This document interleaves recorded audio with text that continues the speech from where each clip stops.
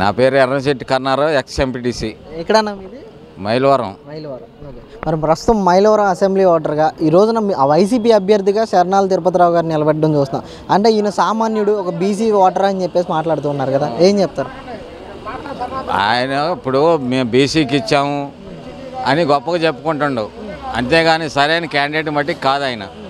అంటే ఎందుకని అంటారు? ఆయనకి అనుభవం లేదు, సబ్జెక్ట్ లేదు, ఆస్తి పాస్తులు లేవు. మనం అనకూడదులే కానీ ఆ మాట. పెట్టుబడి పోయాడో పెట్టలేడు ఆయన. ఏదైనా పార్టీ ఇస్తే కానీ ఆయన పెట్టుబడి పెట్టుకుంటాడు, అంతేగాని ఆయన సొంతంగా ఏమీ లేదు. అది ఇంకా అంటే ఇప్పుడు గతంలో ఆయన మీద ఎన్నో ఆరోపణలు వచ్చాయి, జెడ్పీటీసీగా ఉండి ఎన్నో అరాచకాలు చేశారు. అంటే అప్పుడు చంద్రబాబు నాయుడు గారు తెలుగుదేశం వాళ్ళని పోటీ చేయొద్దన్నారు. ఎంపీటీసీలను కానీ జెడ్పీటీసీలను కానీ ఎనామినస్గా ఇచ్చేశారు. అప్పుడు లాస్ట్ ఇయర్ వన్ టైం చూసుకోమన్నారు, వన్ టైం ఇచ్చేసాం, అంతేగాని దాని గురించి మనం ఇబ్బంది ఏం లేదు.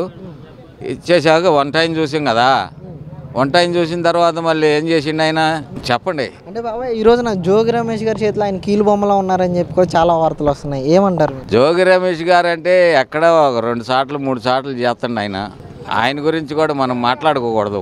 ఆయన గురించి మనకి పద్ధతిగా తెలియదు. తెలిసిన విషయం అయితే మాట్లాడతాను నేను, అది లెక్క. అంటే ఈరోజు ఎమ్మెల్యే అభ్యర్థిగా సరిపోతారంటారు ఈయన శరణాల తిరుపతిరావు గారు? ఏంటి ఇక్కడ ఈ నియోజకవర్గానికి సరిపోతాడా అని మనం అనుకోకూడదన్న. పార్టీ నిర్ణయం ఇచ్చారు వాళ్ళకి, మరి బీఫారం చేతికి ఇచ్చిన దాకా కూడా తెలియదు. ఇచ్చినప్పుడు మాట్లాడదాం. అంటే ఆయన ఇక్కడ ఈ నియోజకవర్గంలో మరి వసంత కృష్ణ ప్రసాద్ గారు 5 ఏళ్ళు ఏమన్నా అభివృద్ధి చేశారా మీకు? ఏం చెప్తారు అసలు? అభివృద్ధి కూడా చైనీలా జగన్మోహన్ రెడ్డి గారు చేయనీకపోతేనే ఈ పార్టీలోకి చేరింది. ఆయన చేద్దామని ఇప్పుడు వచ్చాడు మా పార్టీలోకి. మరి ఎలా ఉంటుంది అంటారు ఈసారి ఎన్నికలు అనేవి? వసంత కృష్ణ ప్రసాద్ గారు 25,000 నుంచి 30,000 వరకు మెజార్టీ వస్తుంది. కేసినేని చిన్ని గారికి 1,00,000 మెజార్టీ వస్తుంది. అంటే ఈరోజు కేసినేని నాని గారిని నియోజకవర్గం నా సొంత నియోజకవర్గంగా భావిస్తున్నాను అంటున్నారు. ఇక్కడ అభ్యర్థిని నేను గెలిపించుకుంటున్నానని చెప్పి సవాల్ చేస్తున్నారు కదా, ఏం చెప్తారు ఆయన గురించి? ఏం చెప్తాడు? వంశీ గారు కూడా అదివరకు అట్టే చెప్పిండు. అందరు లక్షలు కట్టుకున్నారు పందాలు, మా బోటోళ్ళు 1,00,000 మామూలుగా 1,00,000తో ఓడిపోయింది ఆయన. ఏం చెబుతా చెప్పండి. అది గురాజపాలెం అంటే జీకుండ్రు మండలం.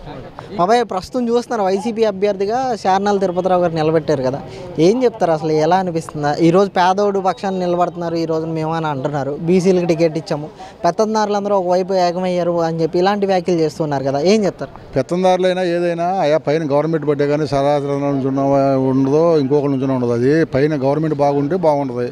పైన గవర్నమెంట్ బాగోలేదు కాబట్టి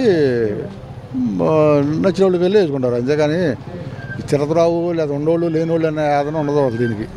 అది నా తెలియదు. అంటే ఈరోజు శరణాల తిరుపతిరావు జెడ్పీటీసీగా ఉన్న టైంలో మహిళల మీద అసభ్యకరంగా ప్రవర్తించాడని చెప్పి చాలా ఆరోపణలు ఉన్నాయి ఆయన మీద, ఎంతవరకు వస్తుంది అంటారు? ఏం చెప్తారు? అది అంతవరకు మనకు తెలియదు. అసలు అది మనకు తెలియని ఎందుకు మనం చెప్పుకోవడం కానీ అవన్నీ లేదు. కాకపోతే ఏంటంటే పరిపాలన బాగోలేదు కాబట్టి జనం ఎక్కువగా రివర్స్ అయ్యారు. అది అంత తప్ప ఉండేది ఏం లేదు. ఇక పరిపాలన బాగోలేదు. ఏ రైతుకు బాగోలా, ఏ వ్యాపారస్తుడికి బాగోలా, ఏ ఉద్యోగస్తుడికి బాగోలా, ఎవడికి బాగోలా, ఏ కూలీ నాలుగు కూడా బాగోలా. ఎవడు బాగున్నప్పుడు ఎక్కడ తెచ్చిస్తారు డబ్బులు? ఎవడు ఎవడు కాళ్ళు అంతా అప్పులు పాలైపోయి అప్పులు ఇచ్చేవాడు కూడా లేడు. 1 ఎకరం పొలం అమ్ముకుందంటే కొనేవాడు లేడు.